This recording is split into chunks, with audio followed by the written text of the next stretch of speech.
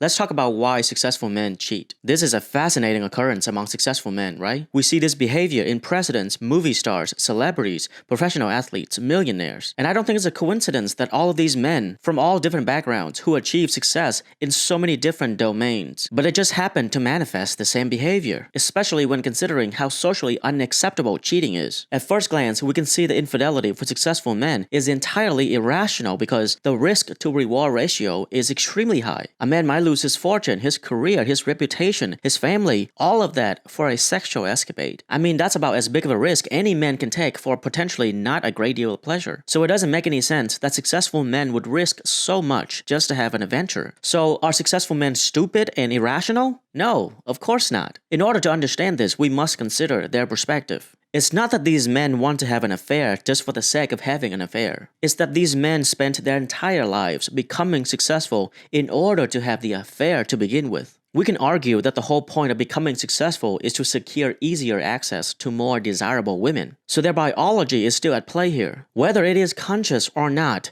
at the end of the day, these men still want to spread their seeds, and the only way to do that is to become successful because women are attracted to wealth and status. And when you couple this with the fact that most men don't even begin to have good options until they're somewhat successful, which is in their 30s and 40s, and by that time, most of them have already gotten married. So when you combine the desire to get more women with the options of actually having more women, now you have a recipe for infidelity. On top of this, we also need to consider that these successful men have actually delayed their sexual gratification for quite some time, maybe even decades, in order to achieve this kind of excellence. So from a moral standpoint, to expect a person to just forget about the reward after years or even decades of hard work to get that reward is probably unreasonable. Now, I'm not saying whether it's right or wrong. I'm saying it's probably unreasonable. This is the biological reality of men's desire. The end goal of male ambition is to secure easier access to more desirable women. And this is only possible because women are attracted to the outcome of male ambition, which generally speaking is wealth and status. If women were not attracted to wealth and status,